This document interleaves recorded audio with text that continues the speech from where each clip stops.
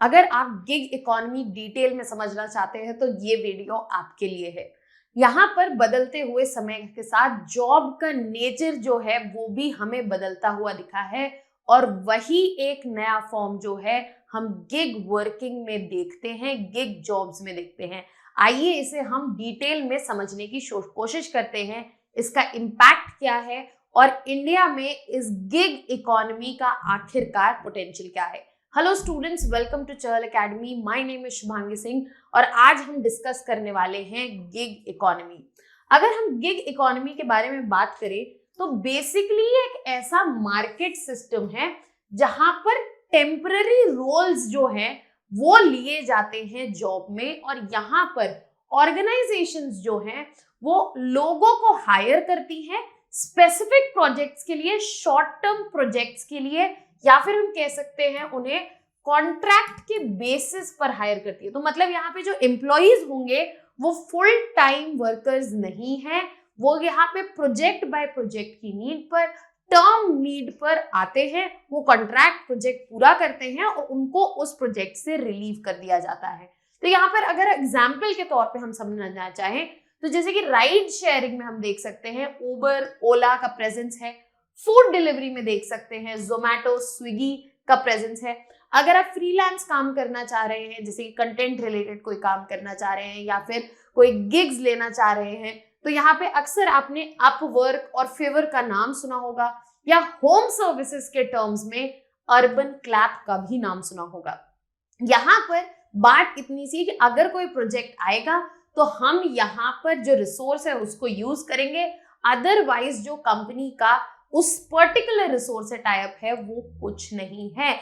अब यहाँ पर गिग वर्कर्स जो हैं उनके साथ ये डेफिनेट टर्म रिक्वायरमेंट जो होते हैं फुलफिल होती है, बट यहाँ पर जो रेगुलर फुल टाइम एम्प्लॉय को जो एडवांटेजेस मिलते हैं वो मिसिंग होते हैं। तो यहाँ पर गिग इकोनॉमी की अगर हम बात करें तो यहाँ पर हम ये समझना जरूरी है कि इंडिया में गिग इकोनॉमी का प्रेजेंस रहा है या फिर वो एक सिर्फ रीसेंट फिनोमेना है। तो यहाँ पर जैसे कि हम एवोल्यूशन देख सकते हैं कि ऐसा नहीं है कि गिग इकोनॉमी एकदम ही नया टर्म है, एकदम ही नया फिनोमेना, ऐसा नहीं है। अगर हम 1990s से पहले की बात करें तो इनफॉर्मल वर्क एग्रीमेंट्स जो हैं वो एग्जिस्ट करते थे, बट यहाँ पर मेजरली एग्रेरियन इकोनॉमी में जो सीजनल वर्क जो लेबर के फॉर्म में लेते हैं उस तरह से एग्जिस्ट करते थे। हाउएवर अगर हम इसके बाद लिबरलाइजेशन जब हो गया इंडियन इकोनॉमी का तो यहाँ पर एमएनसीज का प्रेजेंस जो है हमें देखने को मिला और यहाँ पर वर्क फोर्स में एक कल्चर देखा गया एक्सटेंडेड आवर्स ऑफ वर्क का, जिसके लिए उनको पे किया जाता था, या फिर यहाँ पर एक्स्ट्रा वर्क का कल्चर यहाँ पे आने लगा।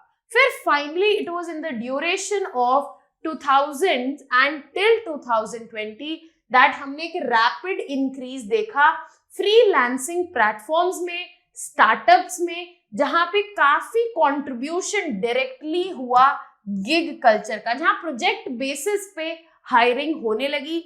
यहाँ पर यंग वर्कफोर्स जो है इंटरनेट को यूज करके, स्मार्टफोन को यूज करके इन्वॉल्व करने लगी ऐसी एक्टिविटीज में जहां पे इनकम जनरेशन हो रहा है और short term project by project basis पर देखने को मिल रहा है।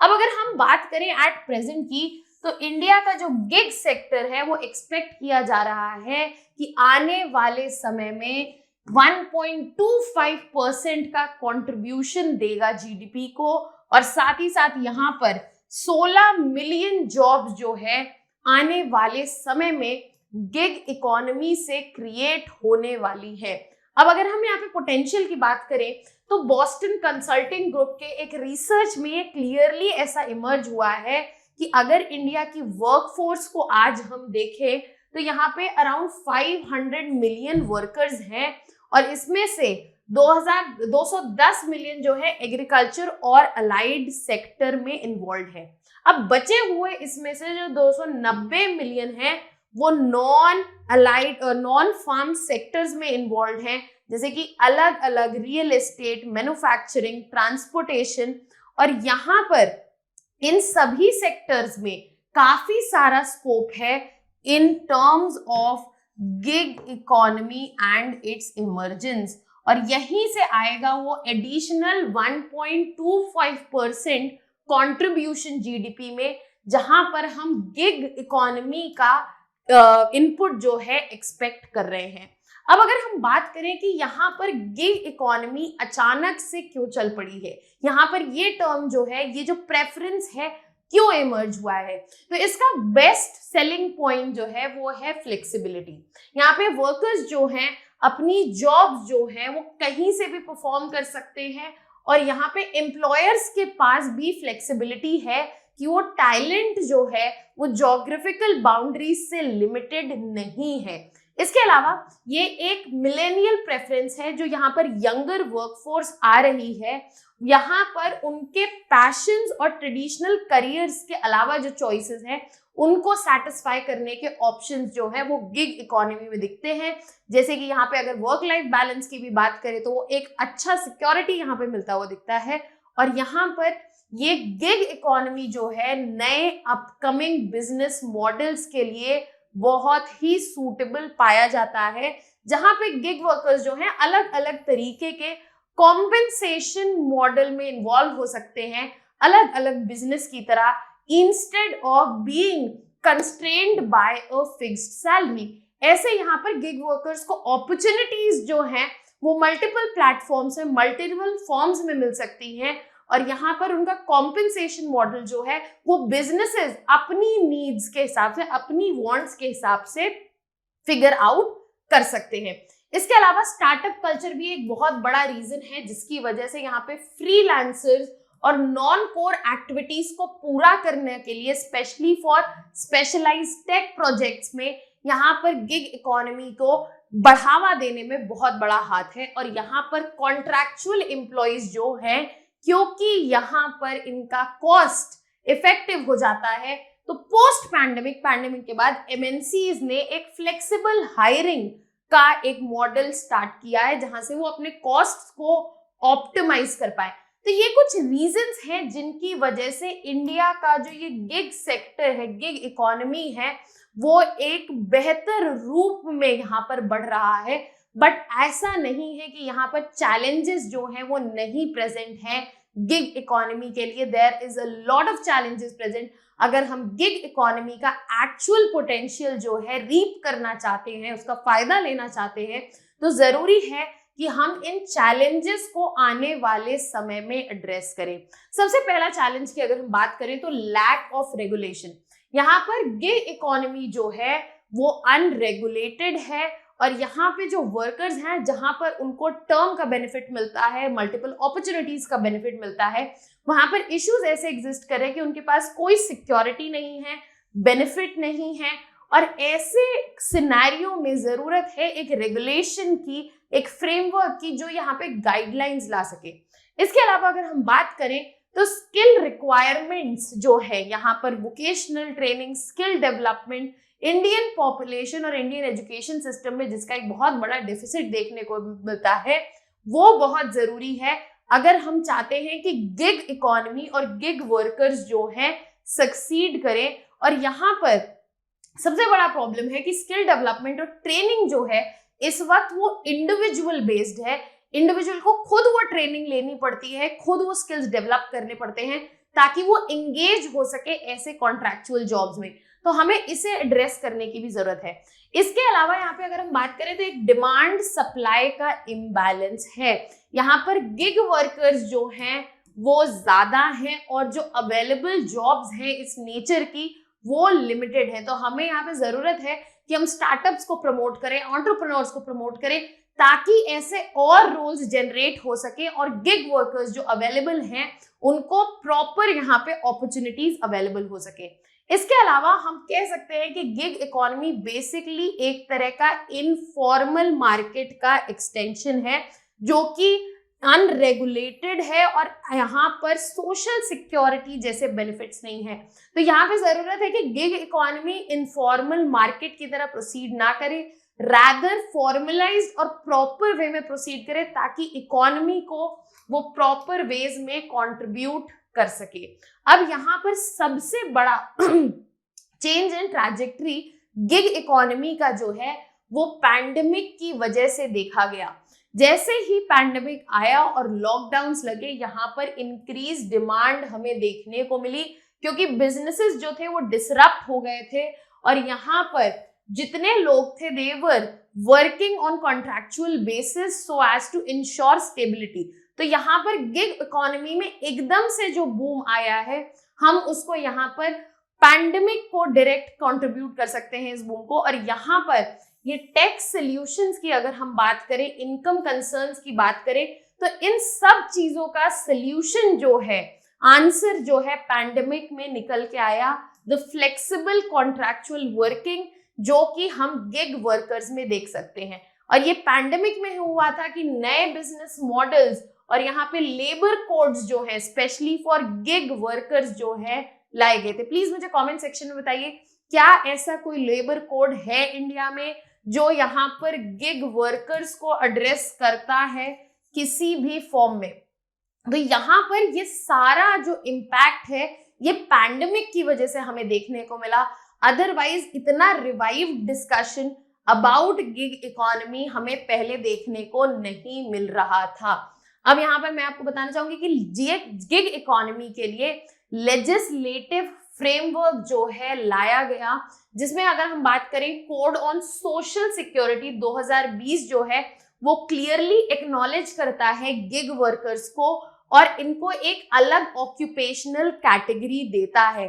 साथ ही साथ वहां पे वो क्लियरली गिग वर्कर्स को भी डिफाइन करता है कि बेसिकली वो कोई एक ऐसा इंसान है जो एंगेज करता है ऐसे वर्क अरेंजमेंट में या फिर अर्न करता है ऐसी एक्टिविटीज को जो ट्रेडिशनल एम्प्लॉयर एम्प्लॉय रिलेशनशिप से क्लियरली बाहर है। इसके अलावा हमें नहीं भूलना है कि यहाँ पर कोड ऑन वेजेस 2019 में बेसिकली एक यूनिवर्सल मिनिमम वेज और फ्लोर वेज तय की गई थी सारे ही सेक्टर्स के लिए, जिसमें गिग सेक्टर्स और गिग इकोनॉमी इन्वॉल्व थी। बट जरूरत है कि हम यहाँ और स्पेसिफिकेशन और प्रॉपर फ्रेमवर्क लाएं ताकि गिग वर्कर्स के गिग इकोनॉमी एक जो बड़ा चैलेंज है कि वो अनरेगुलेटेड है और यहाँ कोई सोशल सिक्योरिटी बेनिफिट्स नहीं है, किसी तरह की जॉब सिक्योरिटी नहीं है, ऐसे कंसर्न्स को डायरेक्टली एड्रेस किया जाए। अब यहाँ पे जो ये सोशल सिक्योरिटी कोड आया है उसमें भी यही कंसर्न रह गया है कि कोई गारंटीड बेनिफिट्स हमें नहीं दिख रहे हैं और साथ ही साथ कोई क्लियर रिस्पॉन्सिबिलिटी नहीं है कि कौन सा अथॉरिटी जो है वो मेजर्स लेगा वेलफेयर के लिए, कौन सा यहाँ पे अथॉरिटी है जो मैनेज करेगा प्लेटफॉर्म एग्रीगेटर्स को, वर्कर्स को, और यहाँ पर कौन इसकी responsibility in terms of challenges and improvement लेने वाला है। तो ये जो वेगनेस है इन कोड्स की, ये यहाँ पर इन कोड्स का एक तरीके से डिफीट दिखाता है पर्पस का। यहाँ पर ऐसे कोड्स की क्लियरली फ्रेमवर्क की जरूरत है जो इन इश्यूज को एड्रेस कर सके और गिग इकोनॉमी को बेहतर तरीके से प्रमोट कर सके। अब अगर हम बात करें यहाँ पर कि कौन से एफर्ट्स लिए गए हैं या लिए जा सकते हैं आने वाले समय में, तो सबसे पहले जरूरत है कि हम इन वर्कर्स को एम्पावर करें ताकि यहाँ पे जैसे कि नॉर्मल एम्प्लॉयर एम्प्लॉय रिलेशनशिप में यूनियंस एग्जिस्ट करते हैं वैसे अम्ब्रेला यूनियंस बने ताकि वो कलेक्टिव बार्गेनिंग पावर हो उनके पास, फॉर्मल रिकॉग्निशन हो, इंफॉर्मेशन की सिमेट्री हो, साथ ही साथ इंश्योर किया जाए कि उनके पास मैंडेटरी कवरेज हो सोशल सिक्योरिटी बेनिफिट्स का। और ऐसा इंफ्रास्ट्रक्चर आने वाले समय में हमें डेवलप करना है, चाहे वो फिजिकल इंफ्रास्ट्रक्चर हो या सोशल इंफ्रास्ट्रक्चर हो, कि यहाँ पे विमेन एंगेजमेंट इन गिग वर्क भी इन्वॉल्व हो, इक्वल पार्टिसिपेशन हो डोमेस्टिक रिस्पॉन्सिबिलिटीज का, और ऐसी पब्लिक केयर फैसिलिटीज बने कि यहाँ पे दोनों ही जेंडर जो है सपोर्टेड और फैसिलिटेटेड फील करें। तो इन सब चीजों की हमें आने वाले समय में जरूरत है। और अगर हम फ्यूचर पर्सपेक्टिव देखें कि गिग इकोनॉमी क्या कर सकते हैं, तो gig economy is going to be a game changer in the perspective of Indian economy's growth, क्योंकि यहाँ पर रैपिड ग्रोथ जो है आने वाले समय में हमें देखने को मिलेगी, जो कि टेक्नोलॉजिकल एडवांसमेंट से चलेगी। जॉब क्रिएशन, जैसा कि हमने पढ़ा, आने वाले समय में millions of job will be coming from gig sector. एक सिग्निफिकेंट इम्पैक्ट हमको देखने को मिलेगा जीडीपी ग्रोथ में। साथ ही साथ गिग अपॉर्चुनिटीज जो है वो डोमेस्टिक बाउंड्रीज से लिमिटेड नहीं होगी, क्रॉस बॉर्डर गिग अपॉर्चुनिटीज में भी बढ़ोतरी होगी। एजुकेशन एंड स्किल्स पे अगर फोकस रहा तो ये भी डायरेक्टली कंट्रीब्यूट करेगा, और यहाँ पर गवर्नमेंट्स का पॉलिसी एवोल्यूशन भी हमें आने वाले समय में देखने को मिल सकता है। इसके अलावा जो ट्रेडिशनल कंपनीज हैं उनके भी बिजनेस मॉडल्स में हमें चेंज देखने को मिलेगा। इफ गिग इकोनॉमी फ्लरिशेस और फ्यूचर प्रोस्पेक्ट्स जो हैं यहाँ पर गिग इकोनॉमी के काफी ब्राइट और क्लियर दिख रहे हैं। आई होप आपको काफी क्लैरिटी मिली होगी अबाउट गिग इकोनॉमी एंड इसका फ्यूचर स्कोप क्या है। If you have any doubts or concerns, you can put it down in the comment section. For more such videos and content related information, please subscribe to our YouTube channel. That was all from my side. Thank you so much.